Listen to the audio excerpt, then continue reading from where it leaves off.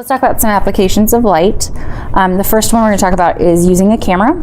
So whether you have a film-based camera or a digital camera, they all utilize the visible part of the electromagnetic spectrum in order for us to capture memories and things like that. So most of your cameras are going to have a lens. This lens is usually going to be concave or convex. Most often it's convex so that we can zoom in, but lenses are going to allow the light to transmit through. So we see that with the lens we're going to get some transmission through the lens to the back. Then, in order for you to see the image and what you're trying to take a picture of up here on the viewfinder, it has to bounce off of a planar mirror. So not only is this a mirror, it is a planar mirror, and we're going to see reflection of the image off of that. So we get reflection off that, which then allows the light to bounce up into a prism. This prism has a couple of different things. First, because the prism is usually made out of glass or acrylic, we're going to see refraction.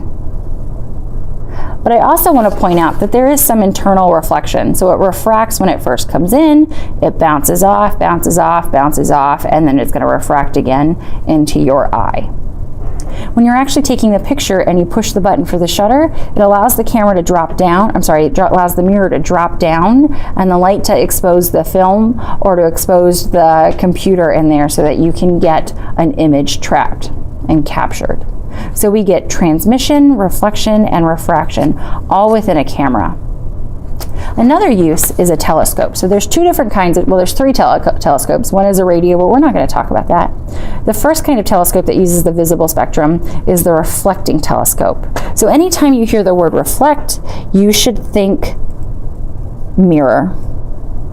Reflection is almost always off of a mirror or a mirror-like surface. So we see that the light comes in and it bounces off. And you'll notice that the light is bouncing off towards one particular point. This is called converging light.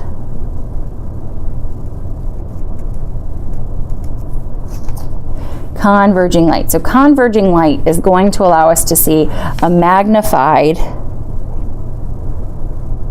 image. Then you'll notice that your eye goes over here. This is the viewfinder. This is the eyepiece. And you must view it from the side because the light must bounce off or reflect off of a mirror. So we've got our primary mirror that's curved. You see the curve? Which then goes to this planar mirror that then bounces to your eye. And the whole goal of a telescope is to zoom in on the sky so we can see things we don't normally see. So it magnifies the sky. So this mirror here must be a concave mirror. So it's a concave mirror. Oh, it should be the mirror is concave.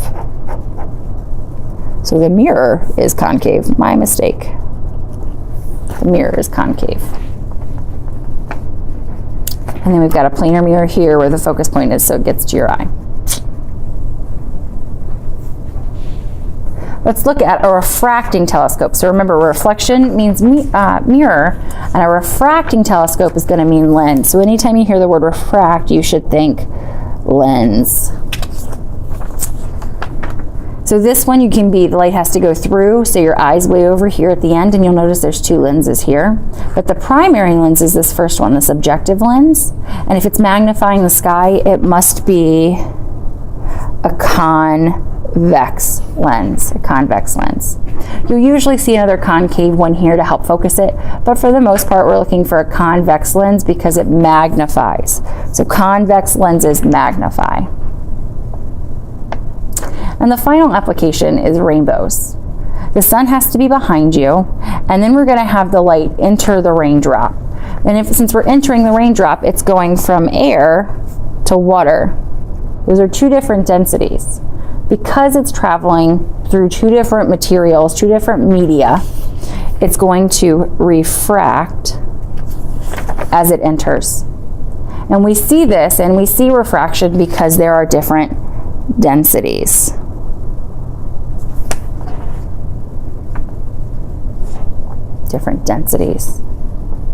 So the light refracts when it comes in.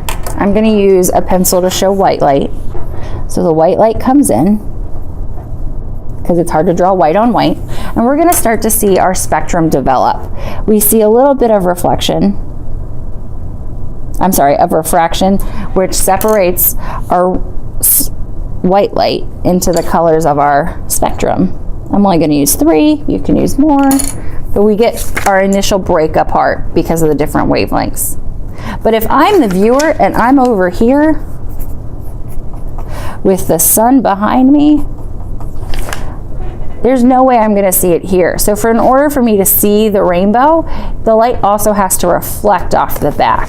So we go back up here and we see that the light rays reflect and bounce off the back of the drop. So the red's going to bend and bounce off.